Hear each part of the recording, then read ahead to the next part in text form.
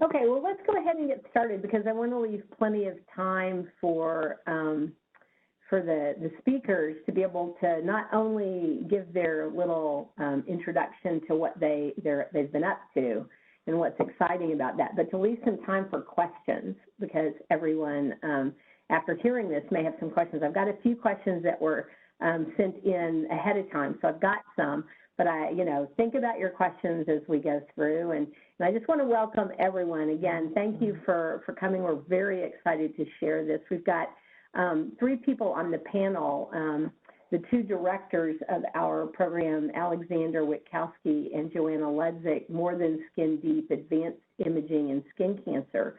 But before we get started, I always like to give Patrick the floor for a minute just to run through, all of the technology with us, if you can really quickly, just so that everybody knows how to use it.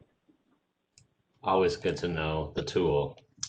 All right, everybody, welcome. As Nancy said, before we get started, I would like to highlight just a few of the tools within the web conference. In case you haven't used it before, you should be seeing my red laser pointer here. In the conference window, you'll see a few main commands that are circular buttons on the bottom of the screen. Firstly, the icon with the microphone on it controls your microphone on and off. Next to that is the video button, which controls your video on and off. Both of these icons should be red as they've been disabled upon your entry to the chat. To help avoid unwanted distractions during our conference, please keep these functions off unless you're prompted to do so. Next, we have the Participants tab, which opens and closes the participants. And then we have the most important button, which is the Chat tab, which opens and closes your chat. The chat is going to be your main way to ask questions during the run of our presentation. So please be familiar with the chat button. Please feel free to use that to ask any of the questions that you have during the presentation, and we'll work on getting those to you. If you would prefer to actually speak your question using your microphone and video, you can indicate that you'd like to speak within your question, and we'll try and get you on camera.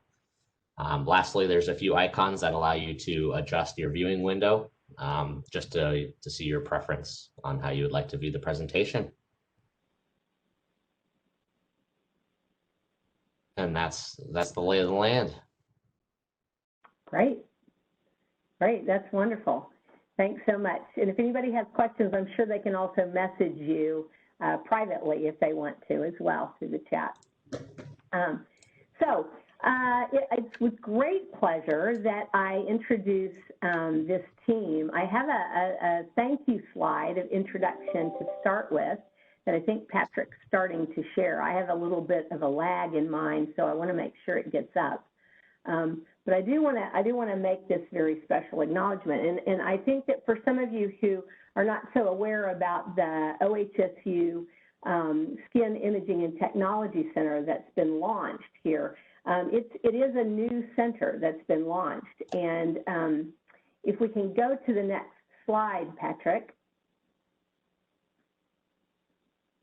Maybe it's stuck and you're on the next slide, but I don't see it. There we go. Really, what you'll see in today's presentation is an incredibly rapid trajectory of this imaging center. We've really been able to not only just initiate it, but as you'll see, we've made huge strides in bringing together technologies that really are changing the way that we're diagnosing skin cancer and melanoma in particular. And that costs money. It costs a lot. Those technologies, when they first come out, as you know, with any new cell phone, right, it's the most expensive one on the block or whatever. And we have to thank Val and Dory Drum. In particular, they've created a fund, the Valentine Brown and Dory L. Drum Fund for Advanced Imaging and Dermatology, and their support has definitely paved the way for Dr. Witkowski and Dr. Ledzik to quickly and effectively build the Skin Imaging and Technology Center that you're going to hear about. So we do have a fellow that's also coming that's going to be the first in vivo confocal fellow in the department ever, and that was also enabled by some of the support from Val and Dory. But I'd like to now, after that acknowledgement, I want to introduce who we have speaking today. So today, The first speaker is going to be Joanna Ludzik, and she is, both she and Alexander are recruits, new recruits. They're international leaders in vivo confocal. They were trained in Europe, in Italy, by the preeminent in vivo confocal microscopist in the world. And we were lucky to get them. I basically went to, that's Giovanni Pellicani, if anybody wants to Google him and see what he does. But I basically, when I was trying to identify somebody to start the center, I wanted somebody that was the up-and-coming leaders for the field in the next generation. And so I went to Giovanni and I said, okay, I need your best and brightest. Who are the best and brightest that you have that you can send me to see if I can recruit them for my new center? And Joanna and Alexander, a husband and wife team, were the ones he sent to me, and the rest is history. They are spectacular new directors of the center. The other person that you're going to hear from, besides Alexander and Joanna, is Gina Chung. And Gina is also a new recruit. She is a dermatopathologist, and her training is in not just dermatopathology, but she has a strong interest in the molecular and the technological advances in dermatopathology. So it's nice when you're thinking about in vivo confocal being a virtual sort of biopsy. Gina's expertise is in the real biopsy, so she's able to contrast and compare with Joanna and Alexander today really, really well. So I'd like to turn over now some talks, and then we'll come back to questions at the end. But Joanna, are you ready to give us a little spiel about what you're excited about? Thank you, Sancy, for your kind words. Thank you for joining us today. We would like to take this time to thank Dr. Sancy Leachman for her tremendous efforts in the field of skin cancer. Dr. Leachman is the nationwide leader in melanoma education, prevention, detection, diagnosis, and treatment. And what's most important, she's a trendsetter in making these services available to patients through equitable access and social responsibility.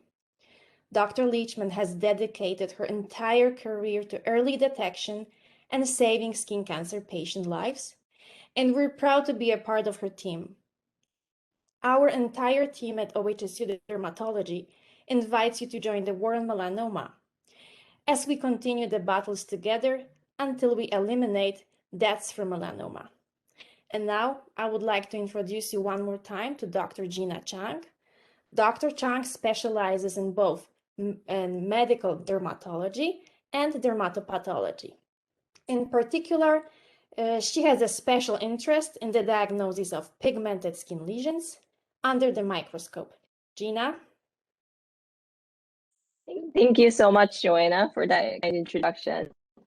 So I'm as Sancy kindly introduced me, I'm a dermatopathologist at OHSU. So I kind of specialize in reading the traditional biopsies. So I just wanted to kind of briefly go over the traditional biopsy method that we have. I'm just going to share my screen real quick. Okay. Are you able to see my screen? Looks good. All right. So this is just a brief overview of the traditional biopsies that we have. And the most common biopsies that we usually do are like shave biopsies, punch biopsies, and excisional biopsies. And a shave biopsy, we basically use kind of almost looks like a razor blade to kind of shave the lesion flat. Or sometimes if we need to get deeper, we'll kind of scoop it a little bit. And then basically you have like an open wound on the skin. A punch biopsy entails using this punch biopsy tool, which is like usually 4 millimeters to 8 millimeter size cookie cutter tool that allows us to visualize the deeper dermis. And sometimes if it's a very large lesion that we're very worried about it being like melanoma, we'll use a scalpel to do an excisional biopsy where we can go down to the fat. So the key thing is which type of biopsy do you want to do, and that determines what kind of biopsy tool you want to and that's determined by what kind of depth you want to go into. So just for comparison, so the reflex confocal microscopy, which Joanna and Alice are going to talk about, mainly visualizes the epidermis and maybe the superficial dermis. A shape biopsy will usually allow us to visualize the epidermis, which is the topmost layer of the skin, the part that you can see with your visible eye. And it will also allow us to look at the superficial part of the dermis as well, which is the part underneath the epidermis. An excisional biopsy will allow us to go down to the fat, and a punch biopsy will usually allow us to go a little deeper into the skin, into the dermis. And the difference in depth is very important, because depending on what we're biopsying, if we want to look at a very deep lesion, then we would have to do like a punch biopsy or an excisional biopsy. Because if we just shave the top of it, we will not be able to visualize what's underneath the dermis. All right. So this is just a brief overview of how the tissue is sectioned. So when we remove the skin of punch biopsy, for example, we usually cut it in half, and then we lay it down flat on the paraffin wax. And then what we visualize under the microscope is what's in the middle. And then similarly with the shape biopsy and with the excisional biopsy, we'll usually kind of bread loaf the tissue, and then we'll look at it, in all within the slide as well. So this is just an overview of what kind of normal skin and different melanocyte lesions will look like under the microscope. So when you get a normal skin biopsy, you see the epidermis, and you can see the kind of melanocytes which are scattered in the epidermis, and then you have some sun-damaged normal skin underneath. Whereas if you biopsy a mole, that's like a benign mole, what we will see are these collections of melanocytes in the dermis, which are called nephs. And this is an example of what melanoma in situ looks like in the microscope. And that's melanoma that's limited to just the top layer of the epidermis. So it's the earliest stage of melanoma. And in melanoma in situ, what we see are these atypical kind of continuous proliferation of melanocytes that are way more higher in density compared to what you would expect in normal skin. And you would see some atypical collections as well, and it's very broad and it's asymmetric, and those are the qualities that make it a melanoma in situ. And this is an example of invasive melanoma under the microscope, and you can see that there is a component of melanoma in situ on top, where we have this continuous spread of atypical melanocytes, and then we also have these deeper proliferation of atypical melanocytes that are going deep. And I think this slide is really important because it kind of shows you that sometimes you do need to see underneath the skin. And that's an area where DermPath differs from kind of the more non-invasive techniques, because even though non-invasive techniques are awesome, sometimes you do still need to do a biopsy in order to visualize a deep what's underneath the dermis, because sometimes if you just shave off the top of this nevus, then that can just look like normal skin because you didn't get to where the nevus is. Sometimes when you have like a deep lesion, the traditional biopsy methods can be very helpful. And another reason that a traditional biopsy method is very helpful because it allows us to measure the depth. So when you have a melanoma, the most important factor in prognosis is the depth of the melanoma, how deep it goes. And that is something that you need to do a deep biopsy to see, and something that you still need the histopathological confirmation for. So that was just my brief introduction about traditional biopsy methods. So now Dr. Alexander Witkowski, who's the director of our skin imaging clinic, is going to discuss about the more new technologies that are less invasive. Thank you so much, Gina, for that introduction and really for your presentation. If you could stop sharing your slides, I'll throw my slides on the screen for all our guests. Just allow me a moment, please. And one moment. Could somebody please confirm that you can see my screen? Looks good. Okay, Yes. thank you so much.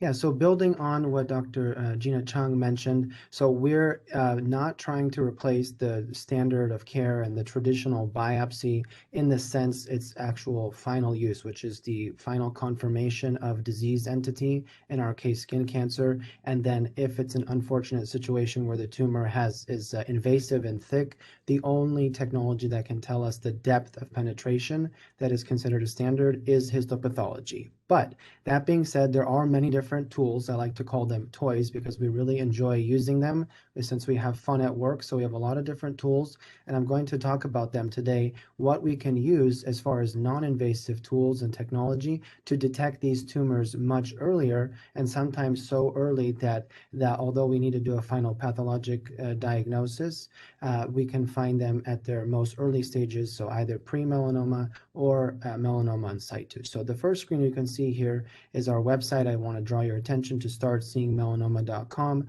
and our War on Melanoma effort that Dr. Sansi Leachman has started.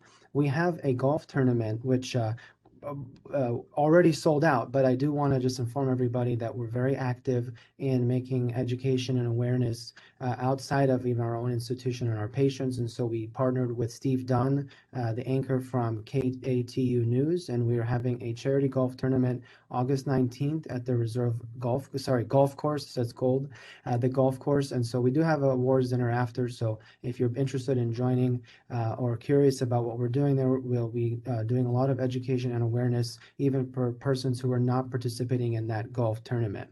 I'd also like to just briefly again introduce myself and my wife, Dr. Joanna Ludzik, and we co-direct the Skin Cancer Imaging Center, and we're here thanks to the generous donations of many donors, but specifically Val and Dory Fund that allowed us to come here, and also first allowed Dr. Sansi Leachman to visit us in Europe. These are my conflicts of interest. And so I'm going to start today with the big problem. So melanoma skin cancer is a big problem in Oregon. And the reason is that we lead the nation in the sense we are the top 10 states, actually number 8 for incidence, so new occurrences of skin cancer, and also mortality, so death by skin cancer.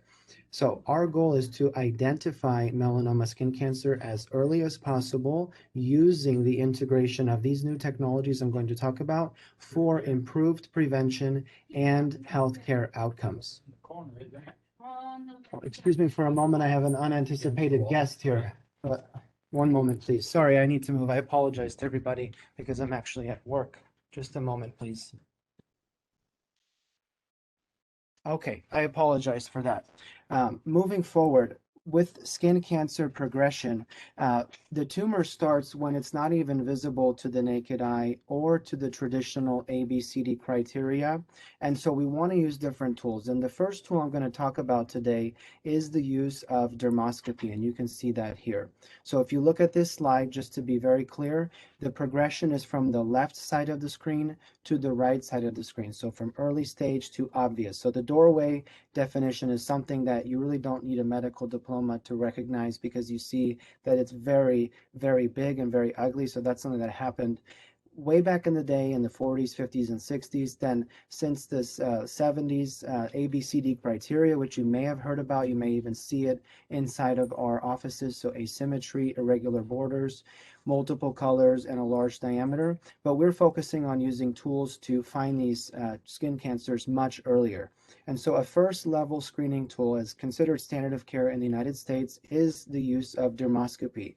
So this is what the tool looks like, and it's basically a magnifying lens, but a medical grade magnifying lens because it actually touches the skin and allows us to see through the skin. So it's about 20 times magnification on average, and it lets us observe and visualize colors not visible to the naked eye.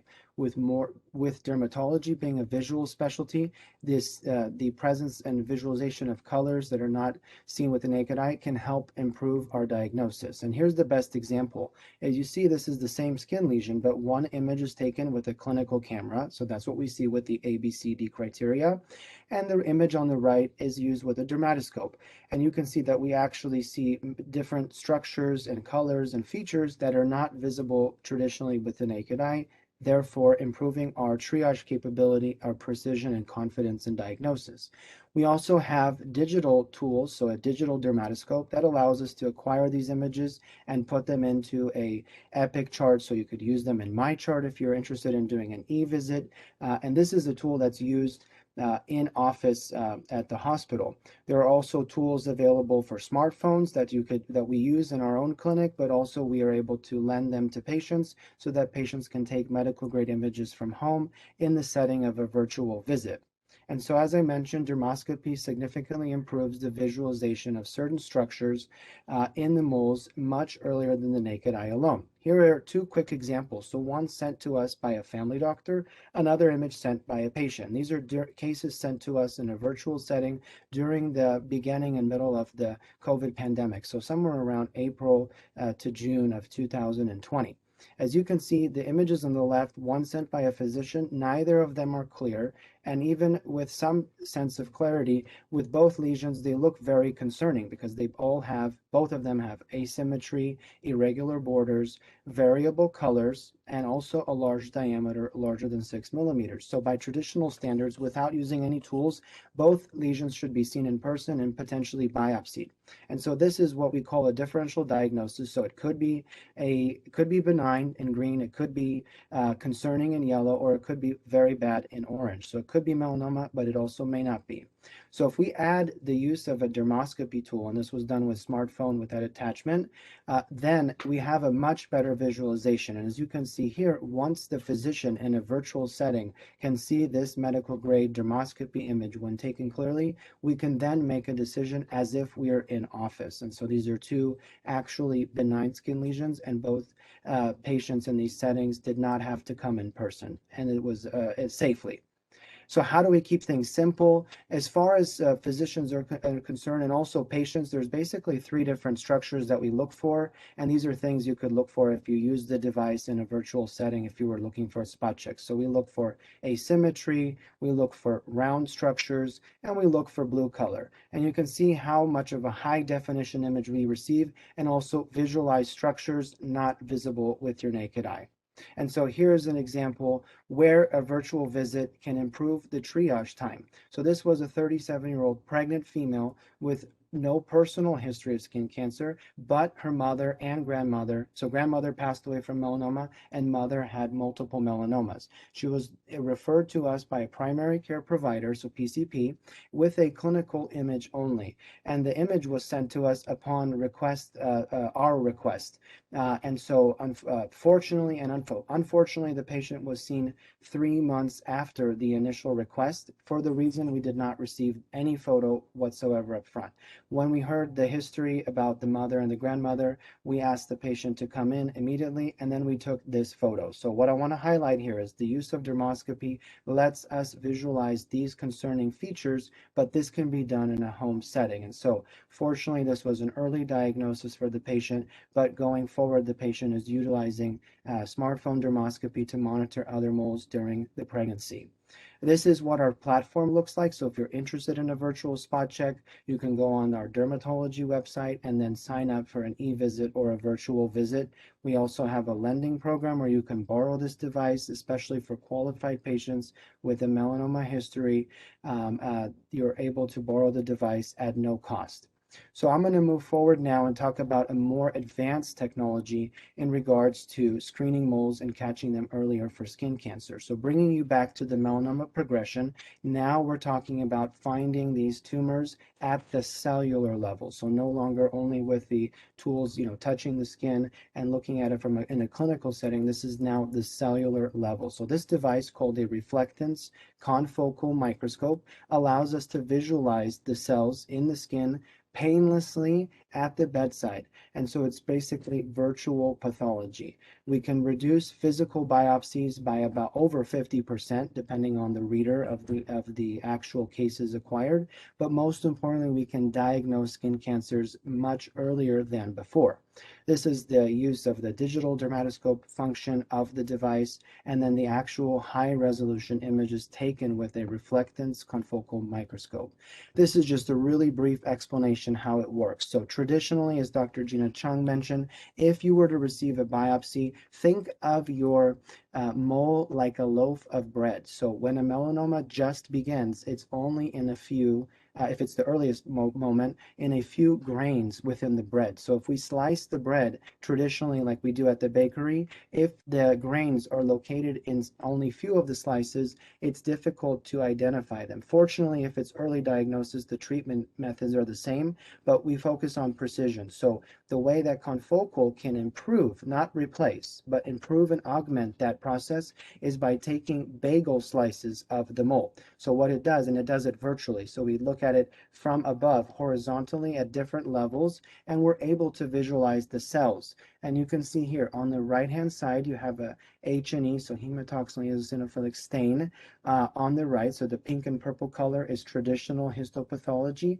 and on the left is confocal. And with the two red arrows highlight two individual melanoma cells. So you see a dark oval nucleus and a bright cytoplasm in that setting. Those are cells found in melanoma, just to show you how high resolution that is. Here's another quick example. At the patient bedside, we can actually see the leukocytes, so the white blood cells. So every little white dot is one white blood cell live at the patient bedside. Just to give you an idea that we have such a high resolution, we can identify the cancers right there at the bedside. So let's look into the window of the future. So we were invited, thanks to Dr. Sancy Leachman, to start the Skin Imaging and Technology Center and bring our experience with confocal microscopy. But as you know, medicine is changing, and we do see confocal as a standard that will stay, the microscope and virtual biopsy, but there are other options. And so I wanted to present to our audience some of the things that are coming in the future.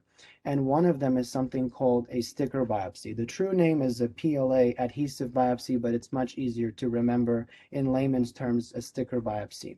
So this is something also that allows us to detect skin cancer even earlier than some of the traditional methods, and I'll explain how that's possible. So what this is a special adhesive tape. It's FDA approved, and it allows the user, whether it is a doctor in office or a patient on a qualified mole at home, it has to be verified in an actual medical setting, to use this sticker test, and the adhesive peels back just enough surface of the mole to identify 3 different mutations. I won't go into the detail now, but what you see is the actual heat map in orange on a sticker used on a patient in office or at home, where the detection of these mutations is present. And if 2 of 3 mutations are present, or 3 of 3, the lesion is graded as high risk for melanoma. And so where is this applicable? So with the ability to look at the actual gene expression of a mole, its behavior, even from the convenience of home, and I highlight on a pre-qualified mole, meaning a doctor verified with dermoscopy in a virtual setting, this mole is concerning, we can help to detect skin cancer early from home.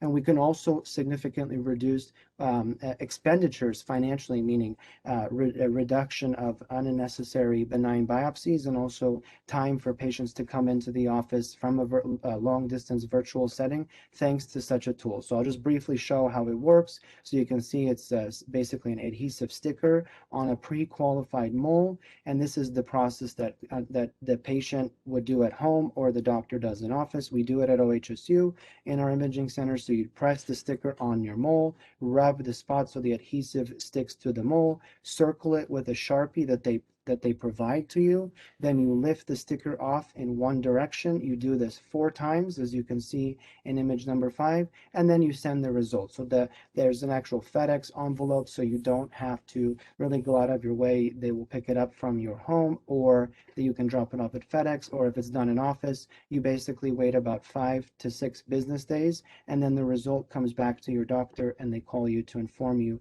next steps. We are only piloting this program now, so we're not saying that this is the new standard of care. We want to verify that, but with our initial pilot in office, we've shown that the results from this test is very comparable to confocal microscopy, and so we'll be piloting this on a small scale initially in the state of Oregon with our high-risk melanoma patients. So if you have a mole of concern, please reach out to your provider, specifically Dr. Leachman, Dr. Ludzik, Dr. Gina Chung, or myself or Dr. Liz Berry, those who are involved in this pilot, and then it may be available to you.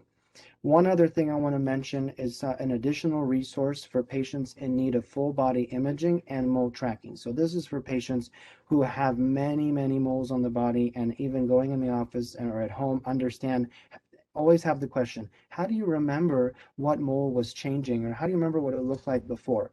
To be honest, it's very difficult to look at the patient and look at a person and remember every single mole. Well, we don't have to have that problem anymore, because there is technology and artificial intelligence in regards to clinical full body imaging that allows us to track moles. And so this company that OHSU partners with officially in Lake Oswego, Oregon, they're able to perform total body mapping of patients, and also something called the advanced skin cancer screening. So it's either you have an option for total body imaging or the combination of that plus dermoscopy. So they'll actually dermoscopy all of the concerning moles on the body and then send them to one of us. It could be Dr. Leachman or myself or Dr. Berry or Dr. Ludzik, and then we will triage the skin lesions, and any of them that are orange, and as you can see here in this example, the lesion has several concerning dermoscopy criteria after the advanced skin cancer screening, then these lesions will be informed to the patient and then referred to the doctor. So this is a way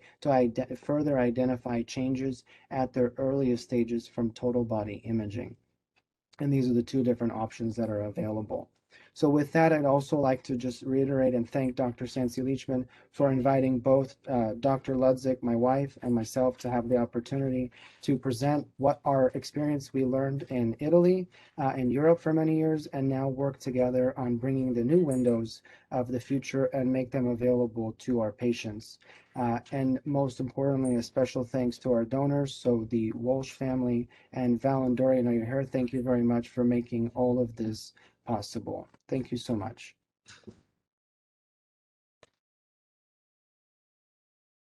That was a wonderful presentation, the three of you guys. So I've got some questions. I'd like to kick off the ball rolling, or get the ball rolling by asking.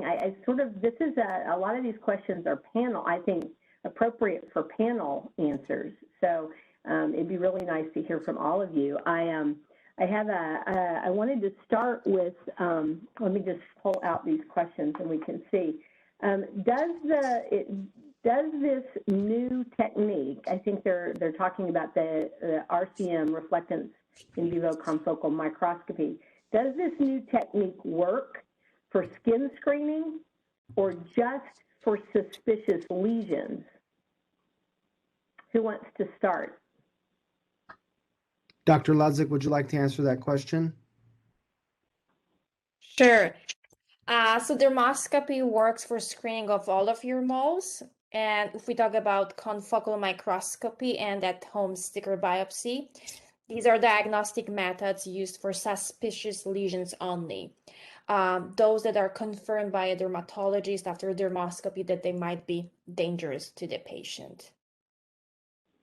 How long would it take to screen a whole, I'm just curious, how long would it take to screen a whole person if they had, let's say they had 50 moles? Would you ever go and look at every single mole, or would you, how do you do it in real practice? How would you do that if a patient walked in and they had a lot of moles and a lot of funny looking moles? How would you approach that? So I usually check my patients from head to toe. It can take up to 15-20 minutes. I check every single mole with a dermatoscope, and then I'm looking for ugly suspicion moles, suspicion lesions. And then I feel like there might be something going on, there might be a skin cancer. I can perform screening with confocal microscopy. Screening with confocal microscopy usually takes 5 to 10 minutes. Of course, it depends on the patient, on the location of the lesion, on the size of the lesion, but it's really fast screening, and we usually recommend it to the patients that are pregnant. We can recommend to the patients that are young and they're scared of having a biopsy as well. I've sent some with people on the face. That's really, I think it's a big also, hit. people like Yeah. that because that my patients have Sensitive liked areas. that a lot. Yeah, because then if you don't need a biopsy, I mean, it really, maybe the most important thing for them is that you don't need a biopsy rather than that you do, in a way. Yeah. Yeah, we can easily Um, avoid taking a biopsy. I forgot about it. Yeah, well, I mean, that's the feedback I've gotten from my patients. So, okay, let me ask another question. I think All that, right, hold so- on, I think we had a question in the chat and it goes perfectly to the end of that. So you decide that you use the confocal machine, and there's a question in the chat that says, who reads the images? Is it a pathologist, a radiologist, or the dermatologist? Joanna, would you like to answer that question? I'm just reading right now. I'm sorry. I will answer the question then. So that in our setting at OHSU, the persons reading the images are Dr. Joanna Lutzik or myself. Since we're trained in confocal microscopy, we've been doing it for almost 9 years, I think, almost 10 years now. But in other settings, so let's say in Europe, or the only other locations that are, let's say, high level in the United States or in New York and Florida, then those are also dermatologists who are, let's say, very interested in confocal. But if there's a device placed somewhere without an expert reader, then a dermatologist or a pathologist trained in confocal can read that case virtually. But to be specific, at OHSU in our setting, it's two dermatologists, so myself and Dr. Ludzik, reading the cases. And then if you do a biopsy, then that gets passed to Gina. She's one of the dermatopathologists that will read the physical, the real biopsy. Yeah. That's correct. Yeah. I like these questions. Does DermDetect differentiate between squamous cell carcinoma, basal cell carcinoma, and melanoma? Those DermDetect being in fact, I had another question. Let me lump it with here. What do you think about the use of professional skin photography companies like DermDetect here in Oregon? And so maybe that you can lump those two together, Alexander. Yeah, so then firstly, why we chose DermDetect. So we worked with another company previously, and we had to do it in-house with a huge cumbersome machine that took an entire room. And so now the new technology allows it to be done off-site. And so we worked hand in hand with this company that actually Sansi verified on multiple occasions. And so they utilize a new technology that can use artificial intelligence to detect new changing moles. And so, yes, we agree, because this particular company, we validated and verified and then trained them. And then we did not make it available till we felt that it was at the same quality level or better than we can do at OHSU ourselves. Second part, answering the question, yes, we can differentiate between different skin cancers, but it's not actually DermDetect that does it. It's the fact that they provide us with digital dermoscopy images. And then in that setting, as an expert dermoscopist reader, then we can triage the lesion and then give a suggestion. Does it look like a benign mole? Does it look like a melanoma? Does it look like a BCC? That means basal cell carcinoma. And it also says SCC, which is squamous cells. So the use of digital dermoscopy enables us to triage the lesions and give a suggestion what the diagnosis is. But reiterating, final diagnosis and the legal one is done after the lesion that's suspicious and flagged as concerning is triaged, biopsied physically, and then diagnosed by the pathologist in the case of Dr. Gina Chung. Yeah.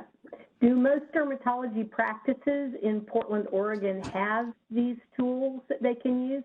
Maybe you should, take your structure and just go through which tools they have and which ones they sure. don't. So I would love to answer that question. So yes, every dermatology practice, I hope, but I'm very confident that every single dermatologist in Oregon utilizes a dermatoscope. So that's the tool. And if you can see, I don't know if I'm on camera, but this is the tool I'm talking about. So this is the light that you actually touch the skin. That's a standard of care.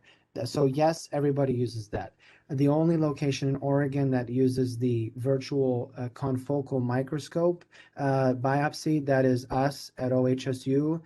We're the only ones in the Pacific Northwest, and to the best of my knowledge, very few doctors are recommending currently the sticker biopsy since it's something new, and we're also piloting it and validating its efficacy. So there are some physicians using it, but it's widespread. It's not a widespread use. And then finally, pathology, so the actual physical removal and confirmation, that is done everywhere because that is a standard of care for decades.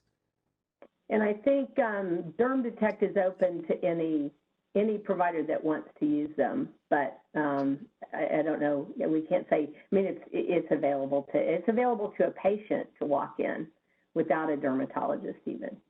Yeah.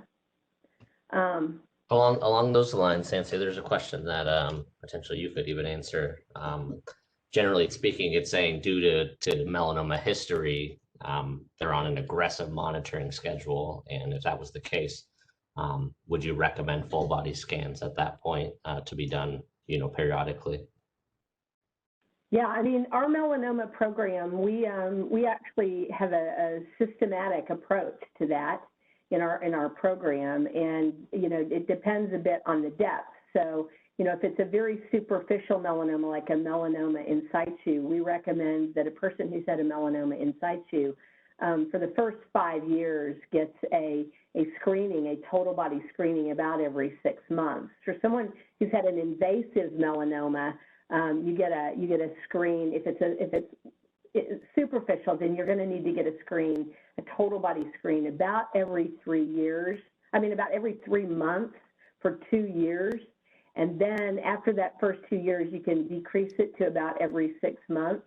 And after that, that goes out to about 5 years, and then you can reduce it to once a year. And anybody who's ever had a melanoma, doesn't matter how long, they need to get a skin exam, a total body skin exam, at least once a year.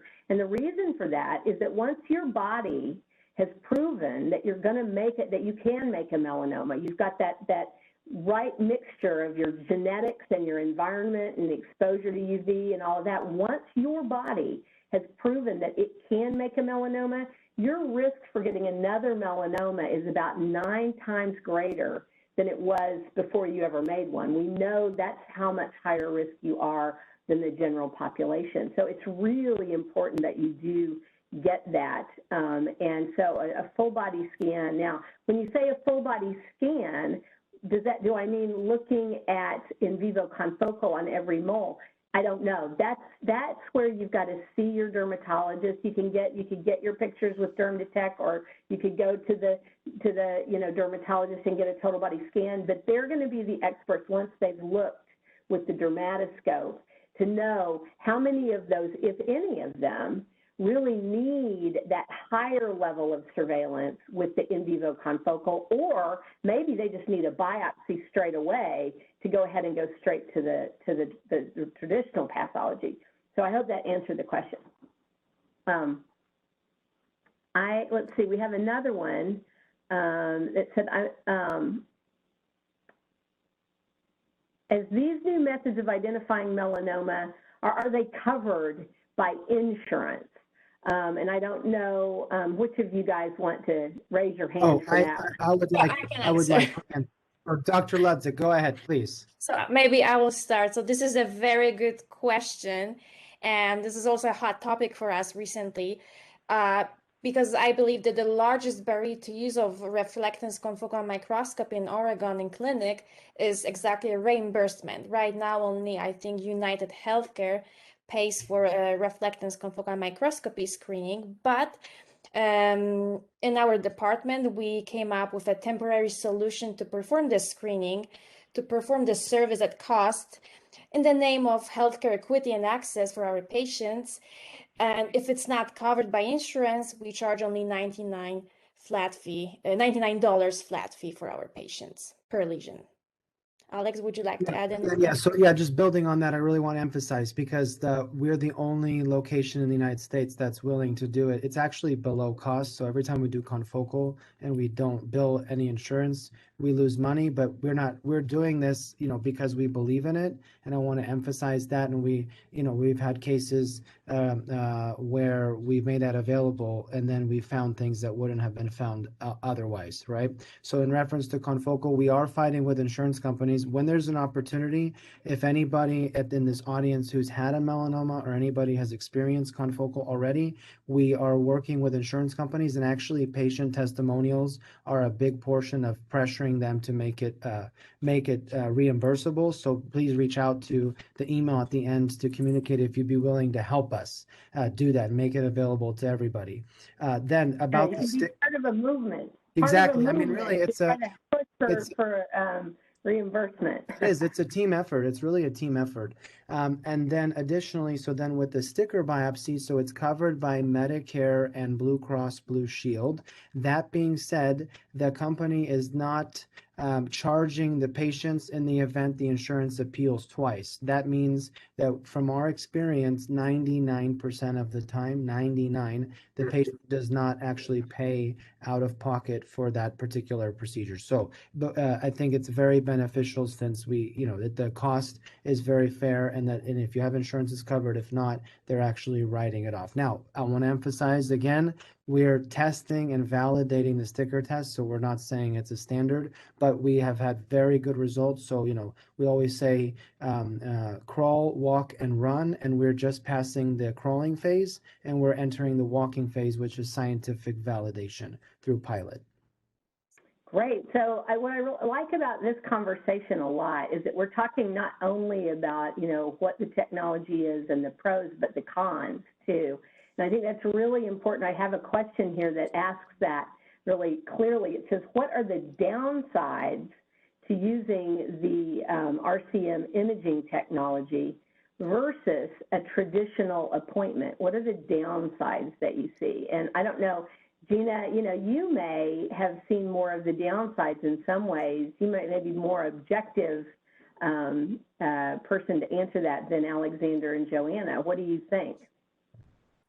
Sorry, so the downside of doing the RCM rather than just... what could the downsides be of using the imaging technology rather than doing a traditional biopsy and a traditional appointment, really?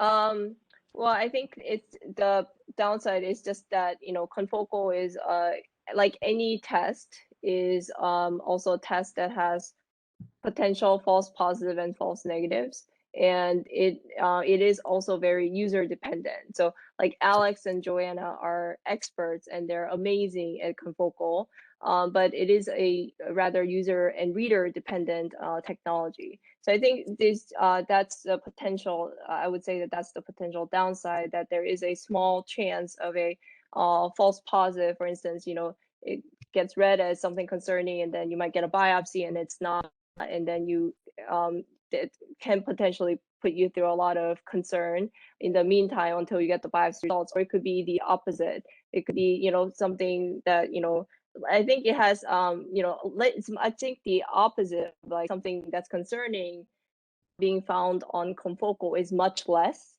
But I think there is a potential of like more of false positive is greater than false negative, is my understanding. I don't know if that's correct. Yeah. So I think that's exactly right. I mean, any test that we run has a false positive and a false negative rate that we have to watch out for. I mean, everybody knows that from the COVID, right? How many of the false, how many of the tests that people ran to begin with had a lot of false positives and false negatives that everybody was worried about, right? So we know that that's true, and I think that's, true for traditional dermatopathology too. There are false positives and false negatives there. It's just that we're so familiar with them. We know what they are. We know what the weaknesses are. But I think it'd be really cool if Alexander could kind of explain sort of, because to me, what I love about this is the combination of the two, right? And so I would love for Alexander to kind of explain the benefit of the cross, being able to see the whole the whole lesion rather than bread loafing versus the problem of not being able to see deep enough, and where you think that may go in the future with other imaging. Oh, yeah, definitely. So building on to what Dr. Leachman was mentioning, so I want to be very clear for the audience. Confocal helps us to identify changes at the earliest stages in office non-invasively, and pathology is the actual definitive diagnosis. The difference is the vertical slicing in the traditional, as you saw in pink and purple, versus the bagel slicing is confocal. Now, it's not the limitation of confocal is I that don't think they know what that means, Alexander. I'm going to clarify Okay. that. So All right. confocal allows us to see the mole from above and see everything at variable levels. And if we think it's a melanoma, or we know it is, we don't know the depth of penetration. And that's the difference, is that pathology is the standard for the final confirmation, and then depth of penetration. So the Breslow depth, if anybody's familiar. There's another tool that is available. I didn't mention it today, but we're actually building one of our own, and it's called an optical coherence tomography. And this is used in Europe very frequently. And what it is a different type of tool that has a little bit lower resolution than confocal, but we can see the depth of penetration. So the future probably holds a combination of what we have now, which is the confocal microscope, with the optical coherence tomography device in a handheld format with artificial intelligence, and basically click a button and it would tell you what to do. I think that's 5 years out at the earliest, but we're testing these devices at OHSU, and these are kind of gaps to the final, bridging the gap to the final diagnosis using the pathology. Would it be okay to answer quickly, because I saw the initials JF asked the question. I was recently diagnosed with melanoma stage 1A. I had a 0.7 millimeter Breslow depth and received genetic testing result of 1A. Does this mean I'm still 9 times greater risk to produce more melanomas? I am open and willing for exams every 3 months. So to answer, it's a multi-step question. First, most important, if you had any melanoma, you are at 9 times risk of producing another melanoma on the skin. So the answer, first part of the question, every 3 months the first 2 years, and then every 6 months after. So the person mentioning the comment wrote genetic testing 1A. I didn't bring this up today because this was part of post-diagnosis, but there's a test we do that tests the probability of producing metastasis, and that's what this test is being referred to. It's a genetic test. 1A means the lowest risk. So to answer your question, if you receive a genetic test, the one that was taken, it's called Castle test, of 1A, I31 GEP, that means you have a less than 5% chance of metastasis over 5 years. And that data, a lot of it was validated actually by Dr. Sansi Leachman and Dr. John Vetto, our surgical oncologist. So that's the best result you could get in regards to probability of having metastatic spread, but which means lowest risk. But to clarify, please, Sansi, go ahead. No, I want you to finish, but I want to chime in because I can't help myself. This is my area that I love. Sure, please. You're the one that wrote the publications. So here's the thing. What I want everybody I want all patients to understand, because this is empowering for you to understand this, right, is that there's different kinds of tests, right? So you start out with the naked eye, and you look at the thing, and you say at the mole, and you say, does that look bad? And then you go to dermoscopy, and you say, does that look bad? And if it does, then you can go to these other tests, like the in vivo confocal, and you can go to the sticker test, and you can see, does it look bad there? Then you take it out, and you go to traditional path, and you say, does that look bad? But there are other genetic tests that are molecular tests that you can run. You can run molecular tests on the blood that represent all the cells in your body, that tells you what is your likelihood of having a gene that makes you a really high risk of sometime getting it. It's called predisposition genetic testing. And then there's genetic testing on the tissue, and there's genetic testing on the tissue that gives you a molecular test that tells you how likely it is to either be a melanoma or not be a melanoma. And there's another genetic test that once you've decided it is a melanoma, that tells you how bad is the melanoma. Is it going to metastasize or is it going to stay put? And this Castle test is that they have actually two tests. One is the diagnostic test, and the other one is the test that tells you how likely it is to spread. And that 1A is the least likely to spread, and that's why it's the best. So anyway, that's the best answer for somebody to get. So anyway, I don't know. I think we have like time for one more, and I want everybody to know that that I've kind of avoided individual personal questions, like about your full body checks. I think that there's a couple of options for getting those questions answered. Certainly, you know, your own physician is a great place to go. Certainly, if you have a question that you want to ask one of our panelists, or if you want to ask me personally, we're happy to answer those. You need to send an email to Patrick Kinghorn, and he can transmit those questions to us, and we'd be happy to answer them offline. We just believe in protecting privacy, so don't want to out your personal information too much to the whole group if we can help it. So we try to be careful with that, but we do want your question to be answered. So do it through Patrick, and we can do those. We can answer those questions. And then the last, do we have time for one more question, Patrick, or should we wrap up? Nope, let's go for it. One more question. Okay. Let's see.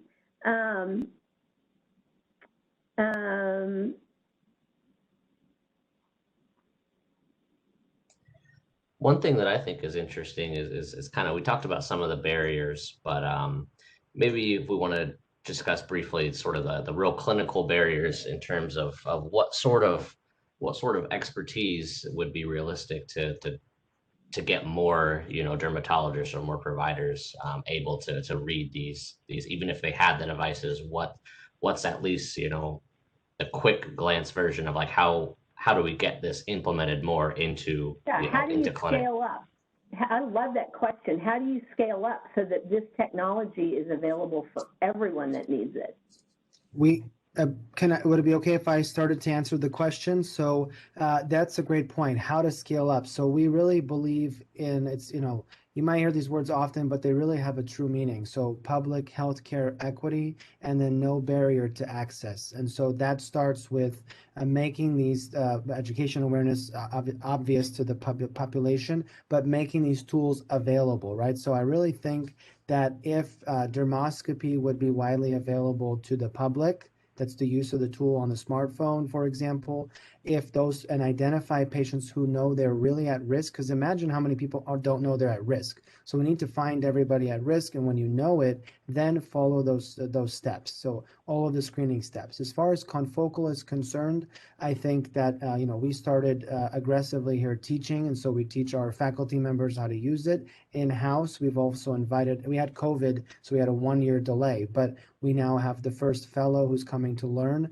and so we anticipate everybody who comes through our doors and learns will go to spread the knowledge in other regions of the United States.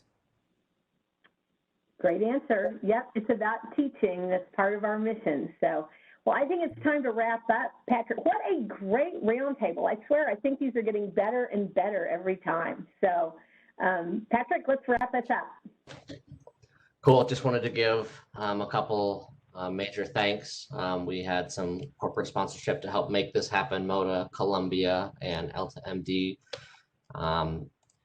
It's worth reiterating again the special, you know, support that we've gotten, philanthropic support that we've gotten to make this happen, to push this forward. And then I really just wanted to, as this is our last virtual roundtable of our summer series, thanks to everyone who's attended. We are interested in your feedback in order to help us improve our content and our presentations. So there will be an online survey that's going to be sent out with a chance to win prizes if you respond to that. So things such as topics you'd love to hear, you know, feedback that we could use to hopefully continue to make these better and better and valuable to everyone that's watching. And for any questions or any of the comments that was mentioned today, I know there was a ton going on. Feel free to use the waronmelanoma@ohsu.edu email for all of your inquiries, and then we can help triage them from there.